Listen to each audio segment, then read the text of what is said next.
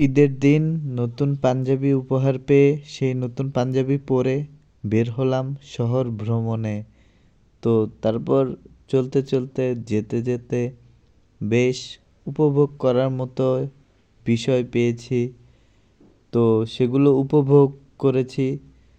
যদিও একা একা ছিলাম তারপরেও খুব একদম যেটা বলে লুটেপুটেই উপভোগ করেছি। একা নিজেই যতটুকু সম্ভব ততটুকুই করেছি। তো একটা সময় আপনাদেরকে আমার নতুন পাঞ্জাবি দেখাবো। হ্যাঁ, সত্যি সত্যিই দেখাবো। তো যাই হোক, যেতে যেতে অনেক সময় মনে হচ্ছিল যে বৃষ্টি পড়বে।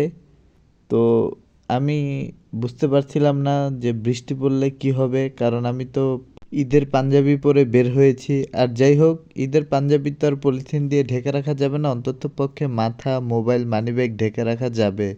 তো এটা হলো লাল খয়েরি পাঞ্জাবি, আমার ঈদ পাঞ্জাবি। এটা পরেই ঘুরছি, খাচ্ছি, একেবারে ভোগ বিলাসে মত্ত হয়ে রয়েছি। যেটাকে বলে যে হঠাৎ করে পাতলা গলিতে থাকা লোকজন হাইওয়েতে উঠে পড়লে যা হয় আর কি, সেভাবেই পুরো শহরটা চষে বেড়াচ্ছি। একেবারে কোথাও থামছি না, কোথাও বসছি না, কোথাও বিশ্রাম করছি না। চলছি তো চলছি, যেন একেবারে ইঞ্জিনবিহীন গাড়ির মতো চলছি। তো যাই হোক, অবশ্যই আপনাদেরকে আমার পাঞ্জাবির বুকের ও কলারের ডিজাইন দেখে অনুমান করে বলতে হবে আমার পাঞ্জাবির হাতার ডিজাইন রয়েছে কি নাই। এটা ব্র্যান্ডের পাঞ্জাবি না হলেও ফার্স্ট কপি, এতটুকু ক্লু দিতে পারি। তো এবার ঈদে সবচেয়ে যেটা ভালো ছিল আমার পাঞ্জাবির চেয়েও, 3টা ব্রিজ উন্মুক্ত ছিল। 2টা ব্রিজ গাড়ির জন্য, আসা যাওয়ার জন্য, আর একটা পাশেই হেঁটে যাওয়ার জন্য। অনেক বন্ধুদের অনেক বন্ধুত্বসুলভ আচরণও দেখেছি। অনেক বন্ধুদের তার অপরিচিত বান্ধবীর জন্য বেশ বিপজ্জনক জায়গায় ঝুঁকি নিতেও দেখেছি। বিশেষ করে সমগ্র তার ভাই ব্রাদারের বিরুদ্ধে গিয়ে।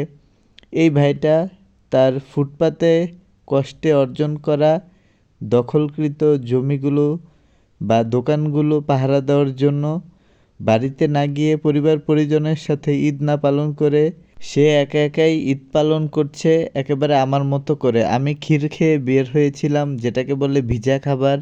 সে সবজি খেয়ে বের হয়েছে, যেটাকে বলে শুকনা খাবার।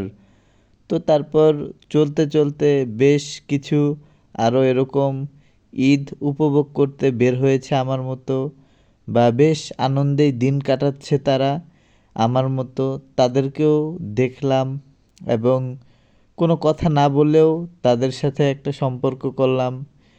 তো তারাও দেখছিল যে আমি কতটা বেপরোয়াভাবে ঈদ আনন্দ উদযাপন করছি।